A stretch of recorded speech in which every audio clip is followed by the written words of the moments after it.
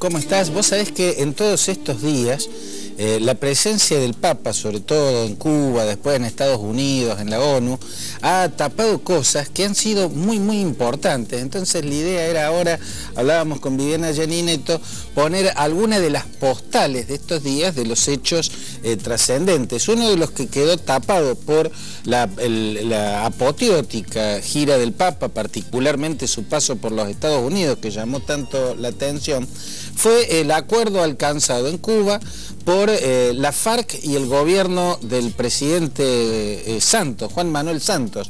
Un acuerdo importantísimo, ahí lo vemos, la foto que nos acompaña, está el comandante Timoshenko, que es uno de los líderes de la FARC, con Raúl Castro de por medio y el presidente Santos. Hicieron un acuerdo importantísimo que hace prever que se podrá ya definitivamente en el mes de febrero poner fin a una guerra que prácticamente lleva medio siglo y hace que uno se pregunte ¿cómo sería Colombia sin guerra?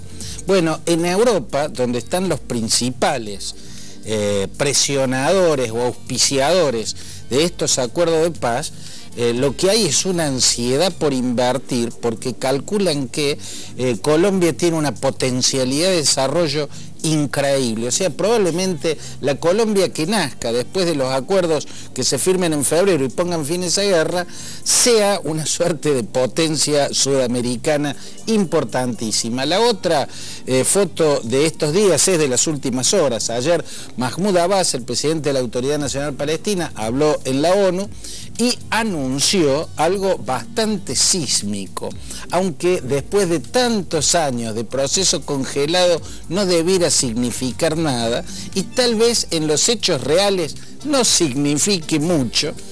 Es una suerte de grito, de llamado de atención al mundo. Anunció el presidente de la Autoridad Palestina que a partir de este momento la Autoridad Palestina no cumple más con el acuerdo de 1993, o sea, con los llamados pactos secretos de Oslo, ¿no? Que es lo que ha guiado el proceso de paz todas estas décadas.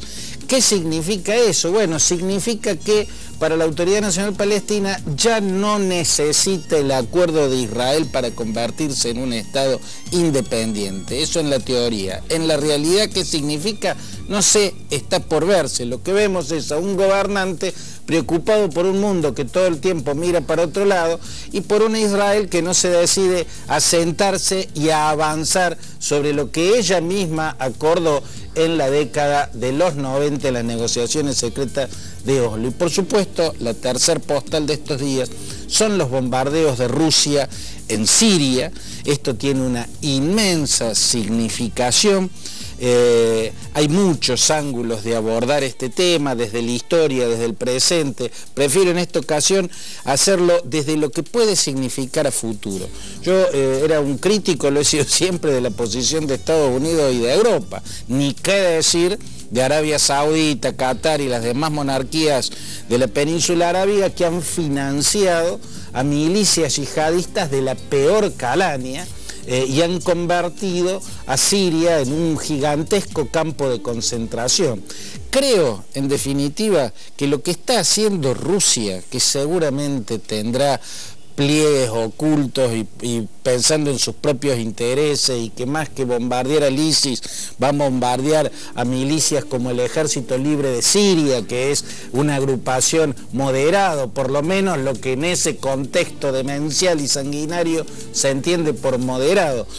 Más allá de todo eso, creo que el paso que dio Vladimir Putin puede ser positivo en el sentido de forjar un acuerdo con Estados Unidos, ¿no?, para coordinarse en ponerle fin a la situación de Siria. Y creo que Rusia ya empieza a aceptar que ese fin tiene que ser con un gobierno que no sea exactamente como el que ha estado hasta ahora, ¿no?, que tiene que incluir a la oposición. Habrá que ver ahora si Estados Unidos, Europa y sobre todo los países árabes aceptan que quede algo de este régimen en el régimen por venir. Pero Rusia ha dado una patada al tablero que en principio me parece positivo. Si bien estamos en un... puede llegar a tener consecuencias positivas. La continuidad de ese status quo monstruoso no podía ser más que la continuidad del exterminio. Gracias, Claudio. Gracias a vos. Seguimos.